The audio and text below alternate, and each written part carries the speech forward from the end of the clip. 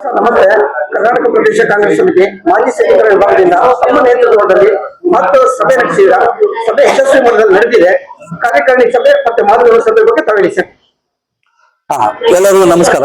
ಕಾರ್ಯಕಾರಿಣಿ ಸಭೆ ಇವತ್ತು ಮುಖ್ಯವಾಗಿ ನಾವು ನಮ್ಮ ಮಾಜಿ ಸೈನಿಕರಿಗೆ ಕೇಂದ್ರ ಸರ್ಕಾರದಿಂದ ಏನು ಅನ್ರ್ಯಾಂಕ್ ಒನ್ ಪೆನ್ಷನ್ ಆಗಿರ್ಬೋದು, ಅದರಲ್ಲಿ ಏನು ಸ್ವಲ್ಪ ಕೊರತೆಗಳಿದಾವೆ, ಅದನ್ನ ನಾವು ಎಲ್ಲರೂ ಒಂದಾಗಿ ಒಂದು ಪ್ರತಿಭಟನೆ ಮಾಡ್ಬೇಕಾಗ್ತದೆ. ಮತ್ತು ಕೇಂದ್ರ ಸರ್ಕಾರಕ್ಕೆ ಇನ್ನೊಂದ್ಸರಿ ನಾವು ಮನವಿ ಮಾಡೋದು ಏನಂದ್ರೆ ಒನ್ ರ್ಯಾಂಕ್ ಒನ್ ಪೆನ್ಷನ್ ಆಗ್ಬೇಕು.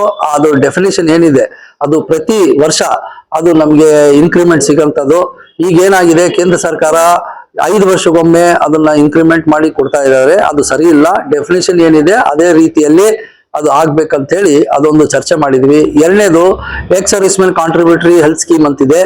ಇದು ಕೇಂದ್ರ ಸರ್ಕಾರ 12,000 ಕೋಟಿ ಇವತ್ತು ಹಣ ಬಿಡುಗಡೆ ಮಾಡಿಲ್ಲ. ಹಾಗಾಗಿ ಎಲ್ಲಾ ಮಾಜಿ ಸೈನಿಕರಿಗೆ ದೇಶದಲ್ಲಿ ದೊಡ್ಡ ಕಷ್ಟವಾಗಿದೆ ಚಿಕಿತ್ಸೆ ಪಡ್ಲಿಕ್ಕೆ. ಮತ್ತು ಇದು ನಮ್ಗೆ ನಾವೆಲ್ಲರೂ ಅದನ್ನ ಕೂಡಿ ಒಂದೇ ಒಂದು ಕಾಂಟ್ರಿಬ್ಯೂಟರಿ ಹೆಲ್ತ್ ಸ್ಕೀಮ್ ನಲ್ಲಿ ನಾವು ನಿವೃತ್ತಿ ಪಡೆದಾಗ ನಾವೇ 60,000 ರೂಪಾಯಿ ಕೊಟ್ಟು ಒಂದು ಕಾಂಟ್ರಿಬ್ಯೂಷನ್ ಮಾಡಿ ಅದನ್ನ ತಗೊಳ್ತೀವಿ ಈ ಸ್ಕೀಮ್ ನ. ಇದು ಕ್ಯಾಶ್ಲೆಸ್ ಮತ್ತು ಕ್ಯಾಪ್ಲೆಸ್ ಅಂತೇಳಿ. ಆದ್ರೆ 12,000 ಕೋಟಿ ಇವತ್ತು ಕೇಂದ್ರ ಸರ್ಕಾರ ಇದನ್ನು ಬಿಡುಗಡೆ ಮಾಡಿಲ್ಲ. ಹಾಗಾಗಿ ನಮ್ಗೆಲ್ಲರಿಗೂ ಕಷ್ಟ ಆಗ್ತಾ ಇದೆ. ಇದರಲ್ಲಿ ವೀರನಾರಿಗಳಿಗೆ ಕಷ್ಟ ಆಗ್ತಾ ಇದೆ, ವೃದ್ಧರಿಗೆ ಕಷ್ಟ ಆಗ್ತಾ ಇದೆ, ಯಾವ್ದು ಚಿಕಿತ್ಸೆ ದೊರಕ್ತಾ ಇಲ್ಲ. ಅದೇ ರೀತಿಯಲ್ಲಿ ರಾಹುಲ್ ಗಾಂಧಿ ಅವರು ನಮಗೆ ಲೀಡರ್ ಆಫ್ ಅಪೋಸಿಷನ್ ಅವರು ಹೇಳಿದ್ದಾರೆ 30ನೇ ಜನವರಿ ಅಲ್ಟಿಮೇಟಮ್ ಕೊಟ್ಟಿದೀವಿ.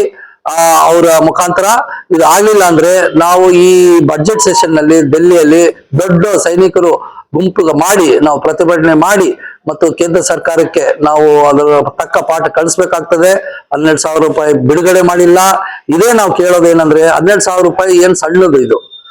ಇದು ಈ ವಿಜಯ್ ಮಾಲ್ಯ ಆಗಿರ್ಬೋದು, ನೀರವ್ ಮೋದಿ ಆಗಿರ್ಬೋದು, ಅವರು ಕೋಟಿಗಟ್ಲೆ ಅವರು ಸಾಲ ಮಾಡಿ ಇನ್ನೂ ಇದುವರೆಗೆ ಅವರು ನಾಪತ್ತೆ ಆಗಿದ್ದಾರೆ. ಅಂತವೆಲ್ಲ ನೀವು ಮನ್ನಾ ಮಾಡಿದೀರಾ. 12,000 ರೂಪಾಯಿ ಇದು ನಮ್ಗೆ ಅನುದಾನ ಕೊಡ್ಲಿಕ್ಕೆ, ಅದು ನಮ್ಮ ಹಣ, ಸೈನಿಕರ ಹಣ, ಇದು ಬಿಡುಗಡೆ ಮಾಡಿಲ್ಲ. ಇದನ್ನ ನಾವು ಒತ್ತಾಯ ಮಾಡ್ತಾ ಇದ್ದೀವಿ. ಅದೇ ರೀತಿಯಲ್ಲಿ ಇನ್ನೂ ಬಹಳಷ್ಟು ಚರ್ಚೆಗಳಿದಾವೆ. ನಾವು ಇವತ್ತು ಕಾರ್ಯಕಾರಿಣಿ ಸಭೆಯಲ್ಲಿ ಕಾಂಗ್ರೆಸ್ ಪಕ್ಷ 70 ವರ್ಷದಲ್ಲಿ ನಮ್ಮ ಸೈನಿಕರಿಗೆ ಏನ್ ಮಾಡಿದ್ದಾರೆ, ಅವರು ಏನೇನ್ ಕೊಡುಗೆಗಳು ಇದಾವೆ, ಅದು ಜವಾಹರ್ಲಾಲ್ ನೆಹರು ಆಗಿರ್ಬೋದು, ಇಂದಿರಾ ಗಾಂಧಿ ಆಗಿರ್ಬೋದು, PV ನರಸಿಂಹರಾವ್ ಆಗಿರ್ಬೋದು, ಮನಮೋಹನ್ ಸಿಂಗ್ ಆಗಿರ್ಬೋದು, ಮತ್ತು ಇವರೆಲ್ಲ ನಮ್ಮ ದೇಶದಲ್ಲಿ ಸೈನಿಕರಿಗೆ ಒಳ್ಳೆ ಏನೇನು ಅನುಕೂಲ ಮಾಡಿಕೊಟ್ಟಿದ್ದಾರೆ, ಏನೋ ಇವರು ಕಲ್ಯಾಣಕಾರಿ ಕೆಲಸಗಳು ಅನುಕೂಲ ಮಾಡಿಕೊಟ್ಟಿದ್ದಾರೆ, ಇವೆಲ್ಲ ಚರ್ಚೆ ಆಗಿದೆ. ನಾವು ಇವತ್ತು ಹೇಳ್ಬೇಕಂದ್ರೆ ಎಲ್ಲ ಮಾಜಿ ಸೈನಿಕರು ಇವತ್ತು ಕಾಂಗ್ರೆಸ್ ಪಕ್ಷಕ್ಕೆ ನಾವು ಬೆಂಬಲ ಕೊಡ್ತಾ ಇದ್ದೀವಿ. ಯಾಕಂದ್ರೆ ಅವರ ಇರುವಲ್ಲಿ ಮಾಡಿದಂತ ನಮ್ಗೆ ಸಹಾಯ ಈ ಬಿಜೆಪಿ ಸರ್ಕಾರದಿಂದ ಏನು ಆಗ್ತಾ ಇಲ್ಲ. ಎಲ್ಲ ಸುಳ್ಳಿನ ಸರ್ಕಾರ, ಸುಳ್ಳಿನ ಫ್ಯಾಕ್ಟರಿ ಸರ್ಕಾರ ಅಂತ ಈ ಸಂದರ್ಭದಲ್ಲಿ ಹೇಳಲಿಕ್ಕೆ ಬಯಸ್ತೀವಿ. ಒಂದು ಡಿಫೆನ್ಸ್ ಅಂದ್ರೆ ಡಿಸಿಪ್ಲಿನ್ ಅಂದ್ರೆ ಡಿಫೆನ್ಸ್. ಈ ಒಂದು ಶಿಸ್ತುಬದ್ಧವಾಗಿ ಕಾರ್ಯಕ್ರಮ ಯಶಸ್ವಿ ಮಟ್ಟದಲ್ಲಿ ನಡೆದಿದೆ. ಇಷ್ಟು ಜನಗಳು ಬಂದು ನಮಗೆ ಬಹಳ ಕೋಆಪರೇಟ್ ಮಾಡಿ ಬಹಳ ತುಂಬಾ ಯಶಸ್ವಿ ಮಟ್ಟದಲ್ಲಿ ನಡೆದಿದೆ. ಏನಕ್ಕೆ ಇಷ್ಟಪಡ್ತೀರಾ ಸರ್? ಫಸ್ಟ್ಲಿ ಮೊಟ್ಟ ಮೊದಲಾಗಿ ಕಾಂಗ್ರೆಸ್ ಅನ್ನೋದು ಶಿಸ್ತಿನ ಪಾರ್ಟಿ. ಶಿಸ್ತು ಕಾಂಗ್ರೆಸ್ ನಲ್ಲೂ ಕೂಡ ಇದೆ. ಹಾಗಾಗಿ ನಾವು ಮಾಜಿ ಸೈನಿಕರು ಕೂಡ ಶಿಸ್ತಲ್ಲೇ ಇದ್ದೀವಿ. ಯಾಕಂದ್ರೆ ನಮ್ಮ 30-40 ವರ್ಷ ನಾವು ಶಿಸ್ತಲ್ಲೇ ನಾವು ಕೆಲಸ ಮಾಡಿ ಮತ್ತು ನಮ್ಮ ದೇಶದ ಭದ್ರತೆಯನ್ನು ನಾವು ಕಾಪಾಡಿ ಬಂದಂತವರು. ಹಾಗಾಗಿ ಇದು ಬಹಳಷ್ಟು ಯಶಸ್ವಿಯಾಗಿದೆ. ಎಲ್ಲಾ ಜಿಲ್ಲಾಧ್ಯಕ್ಷರು ಇವತ್ತು ಕಾಂಗ್ರೆಸ್ ನಲ್ಲಿ ಇದ್ದು ನಾವು ಮನೆಗೆ ಹೋಗಿ ನಾವು ಪ್ರಚಾರ ಮಾಡೋ ಕೆಲಸ ಬಂದಾಗ ನಾವು ಇನ್ನು ಮುಂದೆ ದಿನಗಳಲ್ಲಿ ನಾವು ಇದು ಮಾಡ್ತೀವಿ.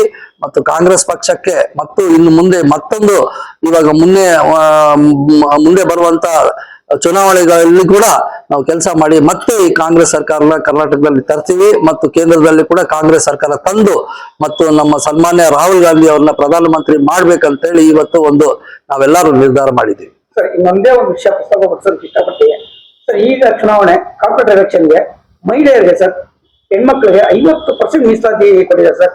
ಇಷ್ಟು ಹೆಣ್ಮಕ್ಳಿಗೆ ಏನಾದ್ರು ಇಷ್ಟಪಡ್ತೀರಾ ಸರ್? ಕಾಂಗ್ರೆಸ್ ಸರ್ಕಾರ ಜವಾಹರ್ಲಾಲ್ ನೆಹರು ಅವರು ಇರುವಾಗಲಿಂದ ಕೂಡ ನಾವು ವುಮೆನ್ ಎಂಪವರ್ಮೆಂಟ್ ಅಂತ ಮಾಡಿದ್ವಿ. ನಮ್ಗೆ ಗೊತ್ತಿರ್ಬೇಕು, ಜವಾಹರ್ಲಾಲ್ ನೆಹರು ಅವರು ಹೇಳೋರು, ನಾವು ಕುಟುಂಬದಲ್ಲಿ ಒಬ್ಬ ಮಹಿಳೆಯರಿಗೆ ಓದಿಸಿದ್ರೆ ಪೂರ್ತಿ ಕುಟುಂಬದವರಿಗೆ ಎಜುಕೇಟೆಡ್ ಮಾಡ್ದಂಗ ಅಂತೇಳಿ. ಅದೇ ರೀತಿಯಲ್ಲಿ ಎಂಪವರ್ಮೆಂಟ್ ಮಾಡ್ದಂಗೆ. ಮತ್ತು ತಮ್ಗೆ ಗೊತ್ತಿರ್ಬೇಕು, ರಾಜೀವ್ ಗಾಂಧಿ ಅವರು ನೇತೃತ್ವದಲ್ಲಿ ಪ್ರಧಾನಮಂತ್ರಿ ಇರುವಾಗ ನಾವು 37% ಮೀಸಲಾತಿ ನಮ್ಮ ಪಂಚಾಯತ್ ಎಲೆಕ್ಷನ್ಸ್ಗೆ, ಗ್ರಾಮ ಪಂಚಾಯತ್, ಜಿಲ್ಲಾ ಪರಿಷತ್ ಎಲೆಕ್ಷನ್ಸ್ಗೆ ಸ್ಪರ್ಧೆ ಮಾಡ್ಲಿಕ್ಕೆ ಅವ್ರಿಗೆ ಅವಕಾಶ ಮಾಡಿಕೊಟ್ಟಿದ್ವಿ. ಹಾಗಾಗಿ ಬರೀ ಕಾಂಗ್ರೆಸ್ ಸರ್ಕಾರ, ನಾನು ಹೇಳ್ತೀನಿ, ದೇಶಕ್ಕೆ ಹಿತವಾಗಿದೆ ಮತ್ತು ಅವ್ರು ಕೆಲಸ ಮಾಡಿದ್ದಾರೆ ಮತ್ತು ಮಹಿಳೆಯರಿಗೆ ನಿಂದಿರ್ತಾರೆ. ಮತ್ತು ನಮ್ಮ ಸೋನಿಯಾ ಗಾಂಧಿ ಮೇಡಮ್ ಕೂಡ, ಅವರು ಆಗ್ಲಿ, ಇಂದಿರಾ ಗಾಂಧಿ ಆಗ್ಲಿ, ಇವರೆಲ್ಲರೂ ನಮಗೆ ಒಂದು ವುಮೆನ್ ಎಂಪವರ್ಮೆಂಟ್ ಮಾಡಿದ್ದಾರೆ ನಮ್ಮ ದೇಶದಲ್ಲಿ. ನನ್ನ ಮಟ್ಟಿಗೆ ನಮ್ಮ ಇಡೀ ಪ್ರಪಂಚದಲ್ಲಿ ನೋಡೋದಾದ್ರೆ, ಬೇರೆ ದೇಶಗಳು ಕಂಪೇರ್ ಮಾಡಿದ್ರೆ ಭಾರತನೇ ಎಲ್ಲಾ ಮಹಿಳೆಯರಿಗೆ ಅವ್ರಿಗೂ ಒಂದು ದೊಡ್ಡ ಆದ್ಯತೆ ಕೊಡ್ತಾ ಇದೀವಿ. ಮತ್ತು ಈ BBMP GBA ಎಲೆಕ್ಷನ್ ಕೂಡ 50% ಏನ್ ಮಹಿಳೆಯರಿಗೆ ಕೊಟ್ಟಿದೀವೋ ಅದು ಕೂಡ ನಾವು ಅವ್ರನ್ನ ವುಮೆನ್ ಎಂಪವರ್ಮೆಂಟ್ ಮಾಡ್ಬೇಕು, ಅವ್ರ ಮುಂದಕ್ಕೆ ತರಬೇಕು ಮತ್ತು ಅವ್ರನ್ನ ಎಲ್ಲರನ್ನೂ ಅಭಿವೃದ್ಧಿ ಮಾಡ್ಬೇಕು.